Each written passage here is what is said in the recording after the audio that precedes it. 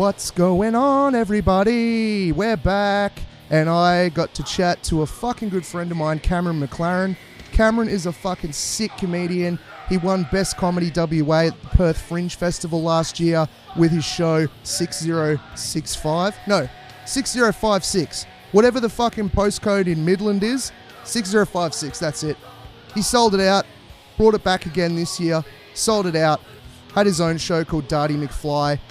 He's one of the nicest guys you'll ever meet. He's your typical gentle giant, hilarious comedian, just so silly, so fun. This episode was so much fucking fun. I laughed so hard, and I nearly had, I think, 3 asthma attacks when I was editing it. We talked about some silly shit. Jesus is coming back, and he's from Queensland, in case you didn't know. We talked about our journeys in comedy. Cam has basically had no exposure to heavy metal, ever. So it was like bringing an alien into the world and introducing him to something he'd never experienced. So that was funny. The cunty questions went great. It's just an awesome episode, possibly the best one yet. So please get behind Cameron McLaren. You can follow him online at Cameron Isn't Shit. So Facebook.com/Cameron Isn't Shit. And you know what? Cameron isn't shit. He's shit hot. So get the fuck on board, because soon you won't be able to afford tickets to his shows. Podcast initiation complete. Warning. This episode may cause brain damage. Manic Noize. Welcome to the show. I'm here with Cameron McLaren. Yeah. What the fuck's going on? G'day, Dardy. How are you, man? Yeah, I'm stoked, man. Thanks for having me. We're about to eat some fantastic lasagna. Yeah, I'm pumped. I'm so excited. I haven't been this excited for lasagna in a while. Dude, what was the best? Is that not the best food? It's up there. Because it's sketty, but it's also like way more cheesy. It's like plate sketty. Yeah, it's like the best. Civilized sketty. I'm keen for it, dude. Yeah, me too. Now, I'm just fucking with the audio here, if anyone's wondering what the fuck's going on. He's actually just pulled out his dick. Yeah. I don't want to alarm everyone, but... Call me Louie. All right, so I think you strike me as a man that needs the Lord. Yeah, straight up. Yeah, and did you know he's in Queensland?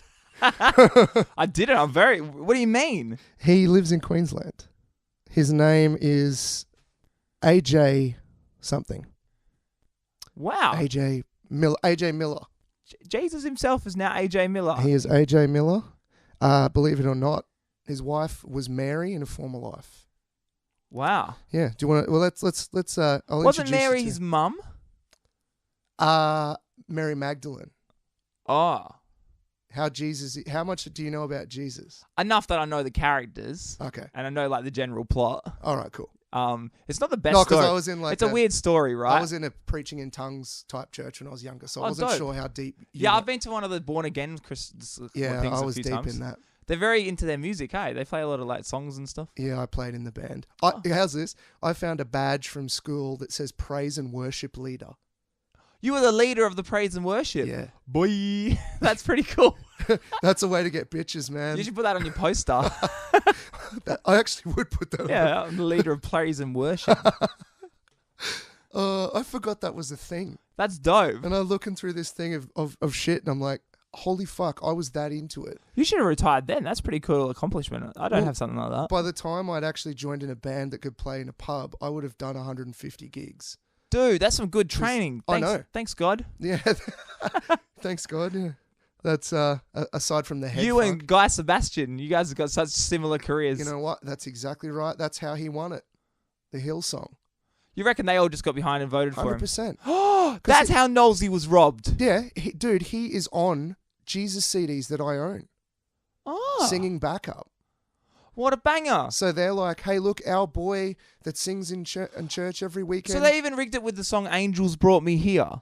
Like, because that was the song that they both had to sing, right? That was the winning song. So when you voted for the end, it was whoever sung that song, and then that person was the winner of Australian Idol, and that song got released. And it was such a Christian song. I was like, well, that's real convenient that it worked out for I him. don't know if that was the producer's plan, but Hillsong got behind him, and that was what won him the votes. Because that church has got fucking... Man, I should join a church.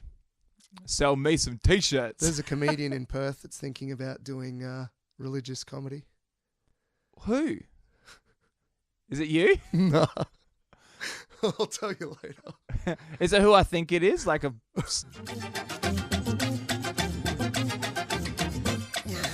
All right, we're back from Secret Squirrel Business. Ooh. Lots of inside talk. Who's fucking who? It's pretty full on. I didn't realize all these mass orgies were happening. I know. Well, I did tell you about the famous mass orgy before that happened after a wedding. Yeah. A friend of mine. Intense. Spicy Dicey, for anyone listening. Dear recurring character. No, I don't think he's made an appearance. Oh, wow. But everyone that knows him is familiar with at least some of his stories. Yeah, sweet. Wonderful character. Let's learn about Jesus. Oh, please. I'm so go. excited. Former IT worker AJ Miller says he's Jesus. IT And what's to Messiah. More, his partner is the woman who watched him die on the cross, Mary Magdalene. Oh, that's No, I convenient. have very clear memories of the crucifixion. They but both it in wasn't as Queensland. harrowing for me as it was for Mary and others who were present. The controversial couple are wary of journalists and insist on shit. filming us as we film them. AJ Miller denies he's a cult leader, but there's increasing concern about his extreme beliefs. I did resurrect quite a number of people in that state, including a friend of mine, Lazarus. Me mate Laz. We've all read the book, bro. Many will see his claims as ridiculous or even offensive, but not his growing number of followers like those I met at one of his seminars. What? Here he teaches Yeah, what he dude. calls the divine truth, a way for people to have a personal relationship with God.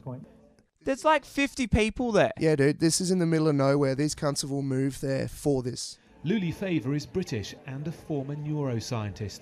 She's given up her career to move near the couple. It's just nice to be, instead of talking to people, being surrounded by people who think you're nuts, to be surrounded by people who think, who understand what you're going through and, the difficulties of trying to deal with all of our Being in a emotions. cult. Yeah. Through DVDs, the internet and in person, AJ Like is Jesus spreading would his use. word around the world. Hey, he's an IT guy, man. Followers are invited to make donations, but he course they stresses are. he never asks for money.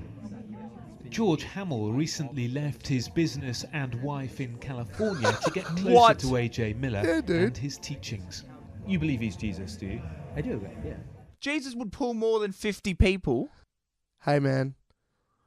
Even Richard Pryor started small. I can sell more than 50 tickets, and I'm not Jesus. The hell? Yeah, but could you get a bunch of people to change countries to move to be with you and give you all their money? I'd have to write some pretty good banana jokes. Like everyone I met here, he insists there's nothing sinister about this religious movement. I think it's natural that people form fears, but if anybody has a chance to look into it, they're not going to find anything that's really upsetting. But plenty disagree. The Reverend David Milliken has studied cults for 30 years, has met AJ Miller and fears for his followers. The danger is Me too. I fear that for you will him. be drawn closer and closer into his web to a point that you lose Suck his access. dick. Oh, dude, how many of them have sucked his dick? Probably Every one all of them. Especially that girl before. Everyone used to think I was crazy. Yeah. Yeah. Crazy for Jesus' dick. I guess there'll always be people who don't believe you're Jesus, who Of course, will be yeah. quite offended by a lot of what you're saying. Yeah, and there were lots of people in the first century who didn't believe I was the Messiah and were offended by what I said. And in fact, I died at the hands of He's some not of them. wrong. He's not wrong. Whether he's the Messiah or He might have just been make-believe, 200 years' there are time, we'll plenty find out. ready to listen to. Well, and Let's hang kill on him to. and find out if he gets back up. Look, all my years being a Jesus nut, I never expected him to come back and be like, "Hey, you going? I'm AJ from fucking I'm King of Queensland. Roy, and I'm here to save you." Who does he vote for, you reckon? Queenslander? You reckon he's a One Nation guy? Yes, But because that's not very Jesus kind of teachings, right? no, Jesus wouldn't be charging people money. Jesus, Jesus flipped over the tax collector's table in the temple because he hated it. So no, he wouldn't be charging money. But I've lost my point. I'm so sorry. No, you should be sorry. It was probably going to change your life. Dude, imagine. Like, gosh Jesus. darn it. You can't tell me that he can't be from Queensland. I'm sorry. I'm from Queensland. We can't. You can't make the Messiah. He can't come from there. How do you know Jerusalem or Bethlehem wasn't the Queensland of Israel? Oh, that was where I was going. So the thing with the Jesus thing is that Jews and Christians are like kissing cousins.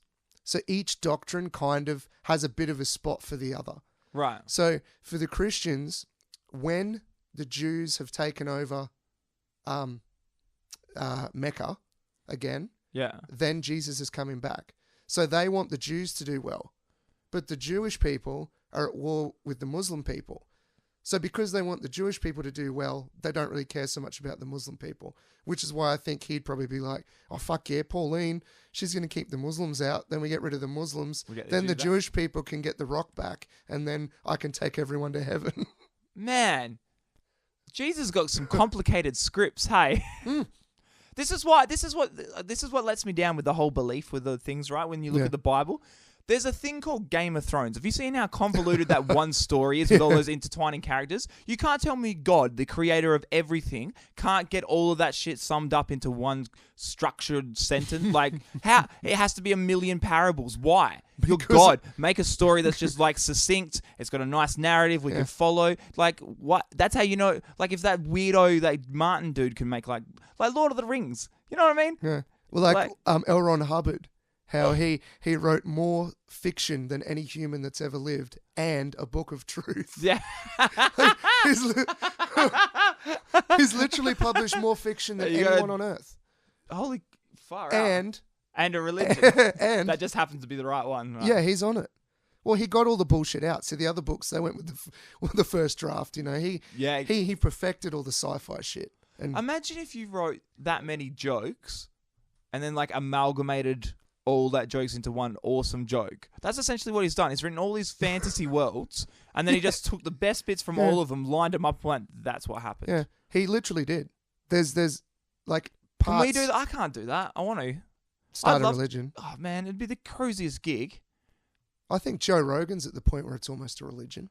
Yeah, but he deserves it. I'm the same though, because he's opened me up to. It sounds so dumb. Oh my god, it is a religion. Because I'll listen to it and he opens up. Yeah, exactly. He lets me meet new characters, and then I'll like look at those people and what they believe and stuff, and then it's made me read more. And by reading, I mean I listen to audiobooks because he'll mention a book or something he's read. And I was like, I want to read that, and I can't be fucked reading. So yeah, man, download the audiobook. He's got this. He's at a level now where he could basically start a cult. Because could you hear some of the stuff they talk about on that podcast? I'm like, how is this not? You see how hardcore those radical left people are when they're like, blah, blah, blah, blah, blah, everything's bad. They never pull him up on it. It's like, because he's untouchable. He's untouchable. They can't affect his earning power. Yeah. So why would you? How much do you reckon he makes? Lots. Like, I saw a breakdown the other day of so basing it off what other comedians had said sponsorship wise for their podcast, and they extrapolated it out to his numbers, and it was something. It might be like $100,000 an episode. Yeah, I heard something like that. Yeah, 5 or 6 a week. Not a bad wicket. Here we are kicking it in Perth, Joe Rogan. Just doing it on the. Give him a shout out. Yeah, it's me here, mate. If you just give me a call, then you can jump on the show. Manic Noize is waiting for you. It's so funny. I'm familiar with so many other comedians' podcasts through Joe Rogan, other comics that he has on. Oh, like Duncan Trussell. I fucking love Duncan Trussell so much. Yeah. And I only found him through Joe Rogan. Yeah, it's cool. It's cool. He's a loose unit. He is a loose unit. You're a loose unit. He's not as good as the Manic Noize podcast. No, we know. This is high tech. We're sitting in the bedroom, hoping that the room doesn't warm up too quickly because the aircon's off. Yeah, you was worried about sound quality. Whereas I said, you know what? Me too. Yeah, we're very careful on this show. So how did you get into stand-up? I always wanted to do it, like, forever, to the point where I used to lie in high school. I used to, like, wag when Melbourne Comedy Festival was on, and then just tell people I was doing a show in Melbourne. Like, I was, right? 100%, dude. And then, like, so I used to just bullshit all the time, and I was just assumed I was going to be a comic. And then after, I just didn't, I don't know, I just kind of didn't, I think maybe I just assumed someone would just give you a TV show. They'd be like, hey, you're funny, here's this. Yeah. And it was one night, like, we were just smoking cones and just chilling out with my friends. We've watching TV, and it's like 3 a.m. I turn it on, and it was like West TV, and it was like I grew up with this family, like the Pages, and this girl Joanne Page, she was the older sister sort of thing, so she was like 2 years older than me, and she's on West TV doing stand-up comedy. I was like, I've known you my entire life, and I've never once seen you do a joke. Like, when the hell did you become a comic? How does this happen? So I hit her up straight away, because I was like 24 at the time, and then she took me to Shapiro's at the Brisbane. I started going there for maybe a year. and just watching it. And literally from the moment I went there, what helped me, and I think other comics will do it, you just have to see other people do it really bad. You watch other people do stand-up and be like, well, I'm better than that guy. And then you get up and then you're better than that guy and you just keep working at it. And I went the other way. I'd been to like an improv night in London, and I'd been to see like Ross Noble, Carl Barron, that sort of level in theatres. Yeah. But I'd never been to an open mic before. I didn't know they existed. Well, I just looked it up. I'm like, I wouldn't try stand-up. How does that work? Signed up at Shapiro's. See, that's what I was missing. I was missing that. I needed to have seen Joanne do it. She doesn't do stand-up now, but I needed to have seen her doing it to be like, oh, wait, what? This is how you do it. Regular people can do this. Yeah. And then she like showed me that there's open mics, and I was like, I did not know that that was a thing. Yeah. And like apparently it's a thing, man. Yeah. So it always weirds me out when people like do it on purpose. They're like, oh yeah, I just seeked it out. You seeked it out. Like I never would have had that thought, and that's why I never did it. So I wasted like 10 years, but I don't know if I wasted it or I just became a person in that 10 years. True, but at the same time, when I said I wanted to do it when I left the Nut House, that was 2011. And then I didn't do it till the end of 2013. That's only 2 years. Yeah, but still, it took me 2 years. I remember in 2010, I tried to write material. And I'm like, I can be funny, but I can't write jokes. And then, I don't know what it was, something. What made you click with it? I don't know. See, the thing that helped me was the Facebook boom. So because Facebook happened, right, I would put up, like, I would think of something funny and put up a status, and then it would get traction. People would like it and comment on it and stuff, and I'd be like, oh, cool, and I like that attention. And then it got to the point I was working at a security job, and so you're just doing nothing. So I'd sit there, and I knew that about 5:30 when everyone was logging off work, people would get onto their Facebook. So I just would I'd have like that day to just think of something funny to write as a status. So then when I did stand up for the first time, I literally just looked at all my old statuses, and they're all just bits. They're jokes. And because the way I like comedy is short and to the point, and because that's how you got to write, I reckon for the first year, I was just using old statuses. I've done heaps of that. It's the best because just for premises. So it's like I was learning to write jokes for like 2 years before I ever tried stand up. Yeah. Yeah, it's funny when those memories, some of the memories have popped up from 7 years ago, and I'm like, fuck, that's a good bit. Yeah, how cool is that? Just some rant I went on about some shit. I used it to delete a lot of crap too, because also not these statuses I'm talking about. Oh, they were great getting traction. They shouldn't have been, man. This is nonsense. And it's so funny. Like, it was back when like you would write in like third person because it'd be like Cameron thinks blah blah blah blah, and it's like, why are you typing like this, you dickhead? And then you read it now. It's like, is feeling relaxed. Yeah, you're like, shut up. Fuck, I hate that cunt. Some stuff I reckon I've stolen too. I've looked at it. I was like, you didn't write that, you fuckhead. So, I don't consciously remember ever stealing something off people, but I look at things and I'm like, nah, you didn't write that. But also, liar. like, prior to getting involved in stand-up, it's just telling everyone telling each other jokes they've heard that they like. Like, someone would tell me, oh, dude, have you heard this comedian? He's got this joke, and they tell me, like, fuck, that's awesome. I'll check him out. You know, you kind of, that's how you hear a lot of jokes, is by people sharing them around. Yeah. And then you start doing stand-up, and you don't do that at all. It's all you, man. Yeah, it's your own stuff. Don't you love it when old people come up to you and say, oh, mate, I know this. I've got this joke you can use in your act. You can have this. This is... Did you write it? Yeah, I always ask them that, and they're like, oh, no. It's like, that's what I think's funny, that a lot of people think it's like a band doing covers. Yeah. But yeah, man, just do this. This is a thing you can do in your comedy skit. Yeah. It's like, nah. You can just buy Koshi. Koshi has released 2 joke books. Yeah. You could just buy them and read them and be a comedian. I don't know, it sounds so wanky though, but it makes you think sometimes, why do you put so much effort into writing a good joke? When like some audience members will come up to you and they'll give you like thing and you're like, what do you find funny about this? It's like hell racist or it's hell sexist, and you're like, why were you laughing at me if you're laughing at this? Like, why? Am I doing it wrong? Like, but obviously they must be the minority. It doesn't happen that often. It does though. It's always like an old white guy will come up and say the most racist, like sexist, homophobic shit to me, and be like, and then like laugh and make me want to laugh too. And let's look at him and like, it makes it real awkward. You're like, well, I don't get it. Like, try to make him explain What's precipitated this conversation? How have you listened to what I've just said and come up to me like, yeah, fuck those immigrants? Yeah, like, whoa. Fuck. So 2 people were in a. It's like, what? What were you thinking? Hey, you know what? So I've been looking. I like collecting comedy albums on vinyl. Oh, cool. And I was looking on JB Hi-Fi's website to see what they had comedy-wise. And there's like, so on CD, there's a couple of things you'd expect. Flight of the Conchords, Kevin Bloody Wilson. There's about 12 things. That's it. Yeah. And 2 of them are King Billy Coke Bottle.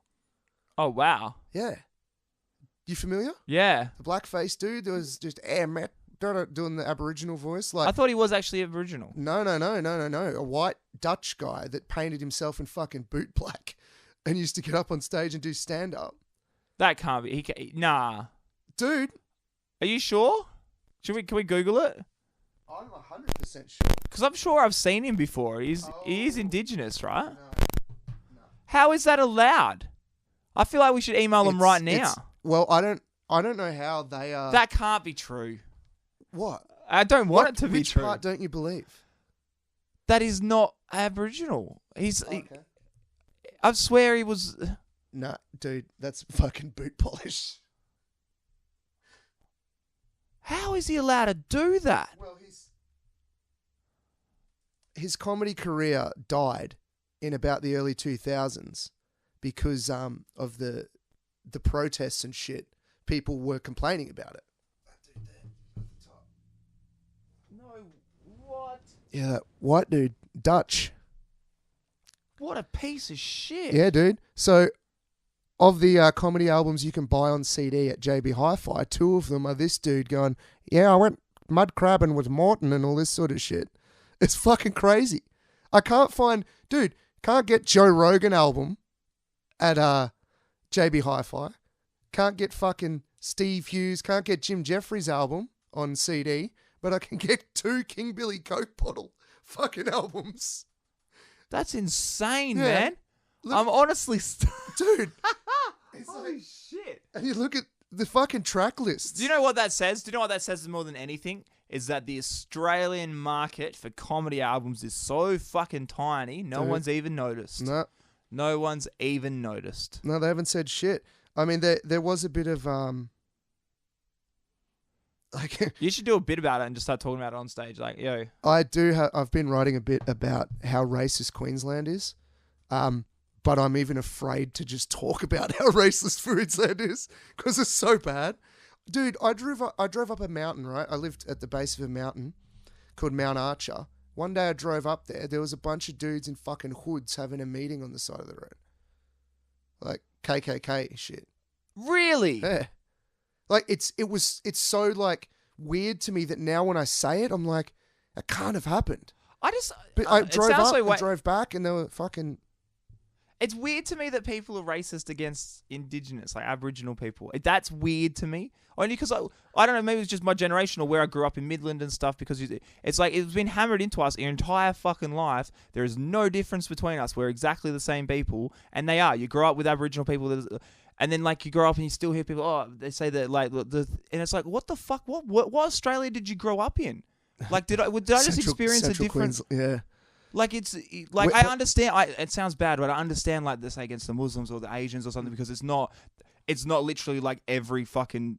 Maybe it's just a Midland thing because we grow up low socioeconomic. Because I don't find anyone at my poor level has those opinions. It all seems to be just there is like an inherent racism where I'm from. I get it, but just against Aboriginal people, I don't get it. That's like they're Australia. That's you. I get it, but.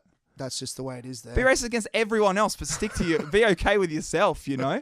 But it's things like, you know, if I think about my childhood, like I got my bike got stolen by an Aboriginal dude. I got beaten up by an Aboriginal dude. An Aboriginal dude beat up my sister. Like there is a bad element. Oh, dude, all that happened to me too. Yeah. But also from white people. Yeah, me too. So like, I'm not scared of white people. No, I mean, it was the same for me. But it's that. When those things happen and you're already in a racist environment, right? Then you're just like, well, fuck, that's the proof of what I've been hearing from everybody around me. Where I'm from, dude, is where Pauline Hanson took off in the 90s. Oh, legit? Yeah, when I was in year 6 and year 7. Because she was against the Asian people, eh? Yeah, she hated it. Doesn't mention them anymore. She's okay with them now. But isn't that proving her wrong? That like 20 years later, what you're scared about didn't happen? I remember being a little kid and all these big, like, fucking huge parades and support things for her and all this, and only last year it's fear, man. It's just fear. Yeah, I went home and I said to Mum, I'm like, it's good to be back in Queensland. I said, Dad always used to tell me when I was growing up that we should just torpedo the fucking boat people. They'd stop fucking sending them then. And I said, it's good to be in a nice, tolerant place. I started laughing, and then Mum and her husband both go, "Oh, I think that too." We're like, oh, fuck. I misjudged my audience. Man. I know. I just thought, oh, God. I read this situation wrong. Yeah, I thought you were going to get more sympathy in the divorce. That's it. That's the issue with That's the issue with satire, though. That's what happens with satire. Because if you do really good satire, where in your thing where it's like let's proper sarcasm, like Stephen Colbert, so he blew up so well because his character is that right-wing conservative thing. If you're a liberal, when he says stuff, you're like, haha, that's funny because it's ironic. If you're on the right, you think what he's saying is legit. That's why it's funny. So both people find him equally funny. Yeah, that's true. But for other reasons. Yeah. So that's why satire does it like, people are odd. People are fucking odd, all right. So that's why you drop that bomb and they laugh, but they're not laughing for the right reason. Like, yeah, we blow up the boat, people. It's good to be home. Like, yeah, it is, eh? Yeah. Like, oh, no. I was enjoying before when we were talking about, and I was explaining to you heavy metal. It's so weird for me to meet someone that's like oblivious to you're this like subculture. You're like an alien that's just come to Earth. Nah, man. Fuck, I feel like that all the time. I know what I know, and that is very little. But like, it's so weird to me, and obviously a lot of the guests on the show are from the heavy metal scene and things like that. Oh as yeah, well. sweet. So because I was asking you questions, like it's odd to me. Yeah. Two big things are odd to me. I keep looking at all these band poster pictures. They never put the date on them, which is weird. The year. Yeah, the year. Yeah. Like it says like July 15th, but when? Like, Yeah. And the second bit is everyone's wearing shirts, but not their own bloody band shirt. Imagine if I was doing my poster and I had a Kevin Hart shirt on, like, what am I doing? I understand that is true. See, that doesn't work for comedy. It doesn't. But if is it to say that that's the bands you like? It's similar to the band that you are. A lot like of this the time, is the genre I am, or is it just to be like give you credit? Like I like this band. A lot of the time is that too. Yeah, genre. So if you're wearing bands you're influenced by, or if it's a genre you're in, or a lot of the time it's mates bands. Right. So this is just I'm repping this band. Yeah, give them credit. You're in like Cameron McLaren, Cunt Ripper. You know, the Grindcore Project. So I wear your shirt and you wear mine. What a name! I don't know. There's bands called there's a band called Cunt Ripper. I'm pretty sure. Do they just not want to sell tickets? Dicey that we were talking about before. His band was called Cunt Scrape. And I suppose fuck it. You're never going to go on 92.9 anyway. Like, you wouldn't want to, right? They had to get their album printed at a porno distributor because no one else would print it. The back cover of it is an anus, like right just up a straight close. up butthole. Yeah, and you open up the booklet and it's like prolapsed anuses and prolapsed vaginas. And it's rank. That's full on. Their other band, Choke, had the first ever band recording in Australia. Wow. Because it had a song on it called "Your Mum's Cunt Stinks." And someone took offense, so they fucking banned it. It is illegal. No, it doesn't.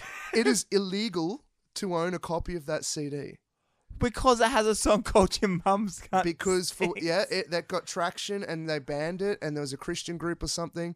They have like cease and desist. There's so many letters. different people in the. I feel like I wonder how much things I'm missing out on.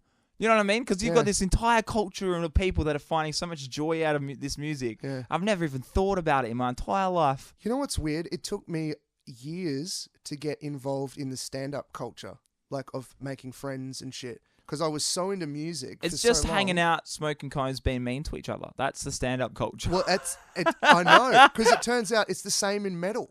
Yeah? It's exactly the fucking same. It's just how well can you all rip the shit out of each other and still get along and actually write good music. Well, I think you find with stand-up, it's so weird because you meet so many people trying stand-up too, so you can't be best friends with every single person who does it. So you got to I don't know, it's like a weird...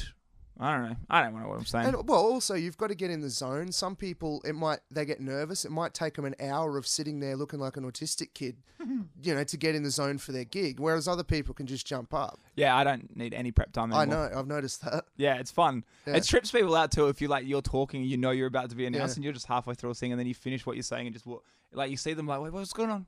I don't know. I like stand-up. It's my favoriteest thing. So I want that. I sort of like doing it that way when I'm trying new stuff. But if it's a set that I'm like, all right, this is what I want to hammer out, I get into full autism mode. And I stand and rock back and forward. Yeah, but how can you be comfortable to be funny then? How can you go from that energy to like a happy, like a good? Because I'm bipolar and I basically. Oh, you can just snap it on like that. Dude, I'm uncomfortable at every gig I go to until I'm on the stage. Yeah, same. But I hate being everywhere. Like, and then you get up there like, all right, cool, let's be good now. Like, I think it's because I was on stage so much growing up. Oh yeah, with debating, singing in the church, playing guitar in the church, the youth band, my high school band, Rotary quizzes, all the nerdy shit I was in. Like, oh wow, man. Well, my school went to the national finals for debating and all this sort of stuff. So No. I know but I've been on stage. There's a national finals for debating. Yeah, dude. Oh man. Which is fuck, man, that helped me with comedy, because you get a point and you're like, all right, you argue this side, doesn't matter how you feel about it, but it's basically a low-key roast, because I write my stuff and then I have to rebut the next person. So if you go, when I get up, I have to rebut the things you've said as well. Right. And I used to be the third speaker, so I would get to rebut everybody, and you would burn them. Like it was a roast, but civilized. That sounds pretty fun. Got me, like, because I've always written. That's your thing. You write. Yeah, I've written short stories and like lyrics and. How often do you write comedy? How often do you sit and write? I'm inconsistent, but I think it's me being bipolar, because I can literally, like, I went and watched a UFC one day and wrote 20 minutes of material while I watched it at the pub, but then didn't write anything for a week. But that's how I work. Like, I can, with music, I sat down one afternoon, I was going to record a hip hop song, and I wrote this progressive metal song, and I recorded guitars, bass, keyboards, 6 layers of vocals, harmonies, mixed it, mastered it in about 5 hours. Holy shit. Like, that, it's just something how my brain works. I get obsessive and I go. It's like you have a piffy and you're off. Yeah, it is. Races. It's like I'm on gear for 5 days with no gear, and then I crash, and then I'm fucked for a few days. Fuck. But the highs must be pretty good though. They're productive. Yeah, straight up. That's when I write shit. That's when I. Yeah, fucking oath. You make a whole album. That's dope. Like that song. The whole thing. And I've done that so many times. Like, and that song, I had nothing for that song. That was completely conceived and recorded. And it's one of the song I'm proudest of. That's wicked. Because it's about my friend that killed that chick. So it's the most heavy song I've ever written emotionally. Yeah. Because it was me dealing with that whole scenario. That's pretty cool. Yeah. But it was weird. It just came space of 4 or 5 hours or whatever it was. I had this thing with that's dope. Piano and all sorts of shit. I don't play piano. I just know enough to write the music and record it. I'm not good, but Yeah, that's Dardy. Yeah, it's pretty cool. It's weird to me that you don't really listen to music. I listen to Eminem. That's cool though. Taylor Swift. Is it because you want to bone Taylor Swift? Yeah, classic. I like her. They're gangsters. I wouldn't say a gangster. Oh, mate, you don't understand gangster rap then, do you? No, I'm doing a dickhead. I don't know. I like words. I don't know. I like Kanye. What is it about Taylor Swift? Is it just that it's feel-good music? I don't know. I just don't hate it. A lot of the time I listen to music. But even that's not liking it. I was just like, so what music do you like? I like Eminem and I don't hate Taylor Swift. Yeah. And that's it. Oh, and Kanye. Yeah, I like Kanye. I like early Kanye though. Like college dropout, like registration and graduation. So are those. Have you ever thought about what song you want played at your funeral? I'm not gonna die. I wanted to just play my greatest hits of jokes. That's cool. Not really. I've never thought about it. Really? Nah, I've never thought about it. I've got like a list. Really? Yeah. I want it to be like a fucking gig. Man, I don't care. I'm not there. It's like asking what music do you want played at the party you're not going to. I don't give a fuck. Play what you want. Oh, I just want it to actually, rock. Yeah, I'm gonna play something that'll really just fucking. If you're happy and you know it, clap your hands. And it's just deathly silent. If you're sad and you know it, clap your hands. When we were kids, my dad used to put on, that song Ballroom Blitz? Yeah, I like that song. So Dad used to put that on, and my sister was about 4, and she would just run. We had this like island in the middle of the house, like this wall that was just sort of there for no reason. She would run loops around it for the whole length of the song. It's a Ballroom Blitz. So Dad said at his funeral, he's like, I'm putting it in the will. I want Ballroom Blitz playing, and you two have to run around the coffin for the whole song. Oh, no. You're like, yeah, we'll do that for you, Dad. Yeah. Is this people out the front? Oh, yeah. Sorry, I just realised we're on the podcast. That's all right. I thought we were just hanging out. Anyone listening, there's people out the front. Oh, guys. Just in case you're wondering. They might be out, wherever you're listening, though, there might be people out the front for you, too. That's true. That's a very good point. If you're driving or something, just look ahead. There's someone out there. Turn left. Oh, fuck, man. So... Yeah, so you're going to have... do you know what I'm going to play on my song? I'm going to demand, like... Cotton Eye Joe, just something that'll really like get a laugh. Yeah, they'll be like, "What the fuck?" I like the idea of your comedy. That's great. That's so narcissistic. But people are there to celebrate your life. Yeah, so just play some bangers. Yeah, true. I'll just play like Yeah, no, I'll play. Yeah, maybe play my favorite joke. I'll play Mitch Hedberg jokes. Yeah, shit. That's like, what I listen to the most. Yeah. If I had to say what I'd listen to the most, it would be Mitch Hedberg albums. He is I believe Podcasts. the biggest loss in stand-up comedy. I believe, as far as someone who's died too soon, Mitch Hedberg. Yeah, straight up. I can't think of anyone more unique. He has every set. Have you seen that set on YouTube where he does crowd work? Yeah. It just it's outside. Yeah, it's weird. It's so good though. Yeah, because it's so different. He's so scared of the audience too, and it's so fucking. But it works for him. Yeah. He's like, we Such should a good record this writer. for my special. Call it Mitch Hedberg outside. Oh shit! All of my favorite jokes are Mitch Hedberg jokes. All of like it's just like it was everything. Do you know he broke? So they used to offer deals. So after Montreal, you do Montreal, the TV people will be like offer you sitcom deals and shit. And normally it'd be like a retainer of like $100,000 or whatever. Yeah. Apparently he broke the record and he stopped them from doing it because apparently they went back and they offered him like $700,000. Here's your thing to make a sitcom or whatever. It never got made. They never it was just a retainer for a year to make a program. So he just was on the shelf for a year, but with the money in his pocket. Yeah, I think he probably converted that to heroin. I'd say so. Yeah, if your leg rots off. Did his leg rot off? He had gangrene in his leg. Holy crap. Yeah. Just run out of places to shoot it, I guess. I never really looked into that side of it. I just listened to all of his albums. I'm pretty good with those sort of facts. I'm pretty sure that was what it was. Yeah, no, that's what I mean. I just thought he overdosed. So what else was wrong with him? Like, what happened? I think it was just from maybe he had an infected... How do you know you get gangrene? It goes green? Yeah, it starts to rot. Why didn't he do something about it? You'll have to ask him, man. I can't. He's dead. I know. Well, tell me. Well, if we go to Queensland, we can meet Jesus, and maybe he can resurrect him. Let's hope. If he could resurrect Lazarus, he can resurrect Mitch Hedberg. He could. Who would you rather have back? Lazarus or Mitch Hedberg? Yeah, do you think Lazarus wrote any good jokes? Yeah, I've never seen his type 5, but I still would prefer Mitch Hedberg. You know what I mean? Fuck Lazarus. Even Mitch Hedberg's throwaway shit. Like I like to wear this pass because it lets me know if I'm upside down. Yeah. Like even that stupid throwaway shit, popsicles are for the summertime. He says that in one of his albums in between a joke. Doesn't ever reference why he said it.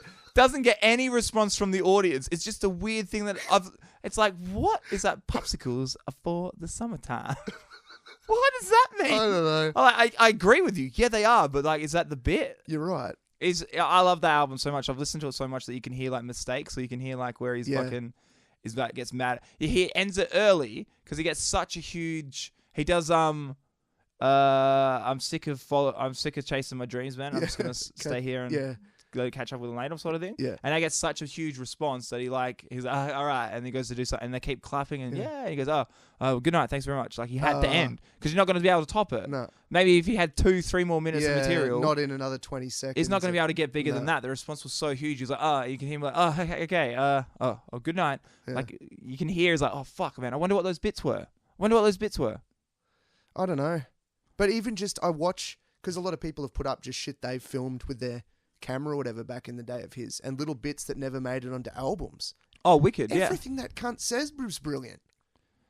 Even the stupid shit that made no sense in the context of his act, it just Yeah, it's because you're so in tune with his sense of humor. Because you love the other material so much that any extra of Mitch Hedberg would seem great. But I think if he was still alive today, you'd look back and be like, yeah, dude. Which is why I wonder what he could, because you're only going to get better, right? You only write better and better jokes. So imagine what he'd be doing now, 10 years later. I found a Mitch Hedberg vinyl box set online. Did you get it? When I have the money in the next few weeks, I will be getting that. Oh, Fringe money. Fringe money. I don't know if I made any of that. I didn't really. Oh, actually, I did. Yeah, I did. That was nice. You were in shows? Yeah. A lot of them weren't paid. Oh, actually, most of them were paid. What am I thinking about? I'm so used to talking about Fringe and not making money. I actually did make money. Boy. Nice. People complaining because they did not. But I don't know. I know a lot of people that got very successful this Fringe. They did a lot of tickets. And they all worked extremely hard. So everyone that's like, oh, the Fringe bubbles burst and blah, blah, blah. It's like, yeah, because you can't sit on your ass and expect ticket sales. Hey, you know what, man? As much as everyone hates Jimmy, I was in that Flying Camel Pandemonium show, and that was a fucking killer. How many tickets was he moving? It was average of sort of like 35 to 40 a show. Okay. But it was cool.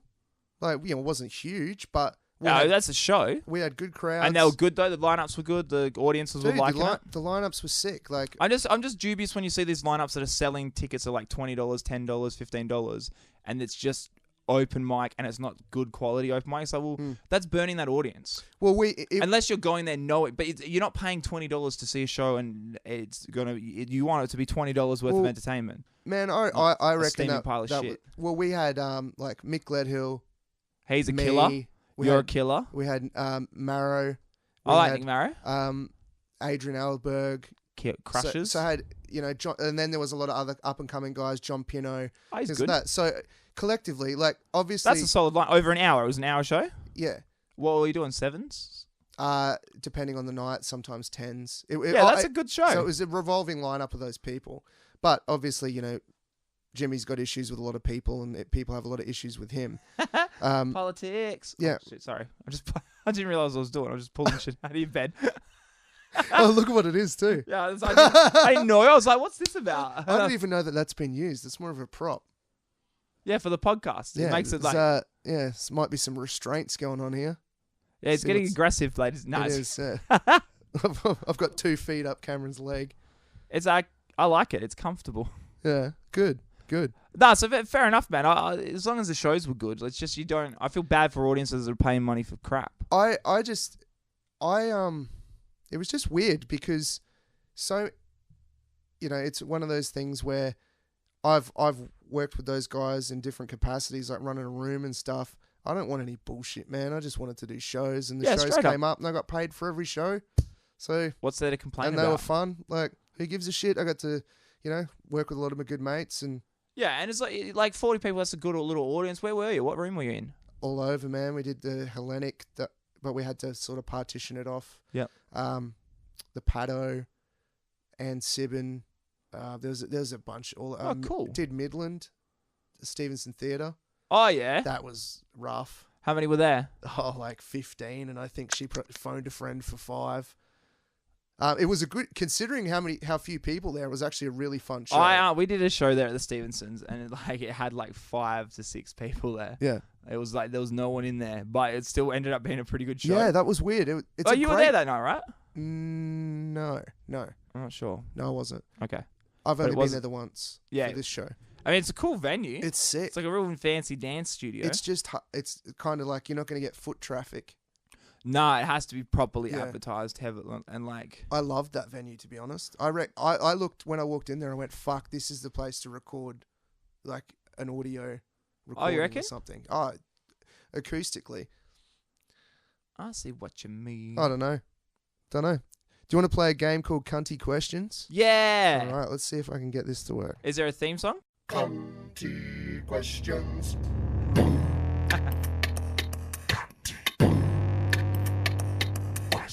That's right, man. This is sick. What the fuck? There we go. Dardy, that was cool, That's man. Right. Fucking beatbox, man. That's how. Is we that roll. you beatboxing? Yeah, I recorded that one night because I wanted a theme song, so I just beatboxed it, and I didn't have a bass, so I just got a bass guitar tuning video off YouTube, boom, and then just fucked with the pitches and stuff and turned that into a bass line. And dude, yeah, that's real scientific. Cunty Questions. That was fun. Cool. Oh, it's gonna get fun. So I'll start off nice and we'll get worse. What, you're going to ask me questions that are cunty? Yeah. And like about me? No. Oh, okay, cool. No, just unpleasant scenarios and things. All right, cool. Yeah, I got Yeah, it's worried like, that I was like, what, you what's just your going to deepest bully fear? me? I was like, all right, you time for the bit Were where you we molested bully as you? a child? How much do you hate your dad? Let it all spill. Tell me Let's about go, your go. family. No, so like, true or false, what's your favourite colour? False. What's not my favourite colour? There you go. See, you picked up on it. Most people are just like, yeah, no. So you got it. I forgot who I'm dealing with. Yeah, I'm dumb. Fucking 2017 Best Comedy winner here. He's not going to fall for my usual shit. No, Luke Boland is the new king. 2018 we're in now. 2018. 2018 Luke Boland. Yeah? Yeah, no one cares about old news, buddy. All right. Okay. Well, I'm sorry. okay. Well, I'm Luke nothing Boland, but trash now. that's true. Luke Boland has it. I'm proud of him too. It's such a good show. That's great. Yeah, I'm bummed that I didn't see it. Hopefully he'll bring it back in some capacity. Yeah. Well, if it did that well, hopefully he They does should it. bring it back next year. I'd brought back 6056 again, and Yeah. it sold out awesomely. So That's awesome. we went. Yeah, he should definitely bring it back next year. Sick. Sorry to derail the questions. It's all right. They're nonsensical anyway. I like. Okay, cool. So like you're at the edge of a cliff, right? And your mum's hanging off. She's just struggling to hold on. And then your sister's hanging on and she's struggling to hold on, and you've got a very important choice to make. Is Coke better than Diet Coke? Yeah, Coke's way better than Yes, Diet yes, Coke. good. I just love watching people's face. That little snap of like, because I was genuinely having to choose between my mum and sister. I was like, okay. I was like, man, I'm surprised at the upper body strength of my sister. She's killing it. I was just like the whole time I'm looking on your face. You're like, what the fuck? You're like, I had this vibe like he's thinking, oh God, is this actually gonna be? No, I was just trying to work out which one. I wanted to make sure I'm making the right decision. So, like, this is one. If you lose your right testicle, is your left testicle still your left testicle? Oh, that's a good one. Hmm. Well, yeah, it's still the one on your. It'll still be on the left. It's not going to just float into the middle, is it? I don't know. I think it'd centralize. If you have a sock with 2 marbles in it, you take a marble out. Yeah, that's a good point. It'd just be your nut. But does it? No, Yeah, because it's always the left. You can't change what you are. Can't change what. Oh, that was a weird thing. Oh, You can do what you want. It's 2018. If the left nut wants to identify as the center nut, he can do that. or the right nut. Or he can be the right nut now. He can identify as the dick if he wants to. Live what is life, but I'm just saying in my head, you're still the left nut. The right nut's gone. You can't just fucking pretend like that wasn't a part of you. Unless you identify otherwise. Yeah, he can do it. And- Also, and- if yeah. my nut has consciousness, I'd be more concerned. Why'd I kill his friend? Like he's had a mate his whole life and now he's Why did I dead. kill? Why did you? Why? Yeah, how did I lose it? What? Yeah, I like that your first port of call was that I killed my other testicle. Not that there was an unfortunate accident. Like, how did I kill my testicle? Yeah, why'd you get rid of that one, you big jerk? Just for the point of this question? Oh, No, look, I'll show you. Oh, fuck. All right, man. That's good. Is there more? I like I these. think I've got another one. Some that I've run by some experts in the field. So, like, you can have sex with Beyonce anytime you want, but you got to suck off Jay-Z first. Or you can have sex with Melania Trump anytime you want, but you got to suck off Donald first. Or you can have sex with Susan Boyle, but you've got to have sex with Susan Boyle. I really want to fuck Susan Boyle, but also I don't. You know what I mean? Like the first time would be a hassle. Second time, would be like, yeah, baby. Nah, well, that's this. Man, obviously the Beyonce Jay-Z one, they're both way better than the other ones. Don't you reckon? Jay-Z's pretty good at the hippie hop, and he's worth billions of dollars. Yeah. And I'd But fuck Beyonce. You've got to it's suck Beyonce. his dick. That's all right. It's Jay-Z. How good's your gag reflex? We'll find out, mate. We will find out. Find out on a yacht. He must have a massive donga. Otherwise, how's he got Beyonce? Because Fuck have it. you seen his face? He looks like a half-sucked pawpaw. Oh. Oh, poor dude. But he's got Beyonce, so whatever. Hey, man. And he's cheating on her like a good guy. Does he really? Yeah, apparently. So I read in the tabloids. What a dick. He must be gay. You'd have to be gay to... You know what I mean? Yeah. I thought he was gay. Like 99 Problems, but a Bitch Ain't One. I thought was his coming out song. Oh, yeah. You know what I mean? And then he's fucking Beyonce. What's gayer than fucking Beyonce? True. Nothing. Not fucking Beyonce because he's cheating on her. See? Ah. I see what you've done there. Yeah, 100%. This is like the Tarantino of conversation. Cameron McLaren. Thanks for noticing. Comedy genius. Loose unit. What's all your social media and shit for people to follow? Oh, Cameron isn't shit. If you type in like... I love that, eh? Every time I read that, I'm like, that's fucking awesome. So on Instagram, it's Cameron isn't shit. Yeah. And then Facebook's the same / Cameron isn't shit, or it will go to Cameron McLaren Comedy. Yeah. And there's no thing, is there? Like doesn't have a Nah. apostrophe. Yeah. I don't use that. I don't use. I'm not about that shit. I'm not about punctuation, motherfucker. Like, I've named next year's show. Can I tell you? Because I don't know if it's funny. I don't know if it's just funny from me, right? All right. So I want to call it Cameron McLaren from Donaldson's Darren. Is that funny to you? That's retarded, but Yeah. that's funny. That's why it's funny, because it's so dumb. But- Because you recognise that Harry McLaren from Yeah. Donaldson's Dairy. And And if he's you like, incorporated that into the artwork somehow. I just want to have the poster would be like a page from Harry McLaren and then like my face on the Harry McLaren. Like still like a happy little puppy. that sort of shit for Fringe is perfect. Right, too. because I want people to laugh when they look at the poster. Like that should be a joke in itself. But also I don't want people to think, oh, it's just a Harry McLaren thing. It's like, nah, it's just, I just want you to look at them and be like, that's fucking a dumb joke. How good would it be if These are someone dumb came to jokes. review it and they gave you 1 out of 5? This Because wasn't about Harry McLaren McLaren at all. Wait, that happened to us. Me, Matt Storr, and Brody Snook. In our first year we did Fringe, we did a split bill together called Afterlife Laughs. that's right. And someone from out in Perth came and gave us 1 star or 2 stars.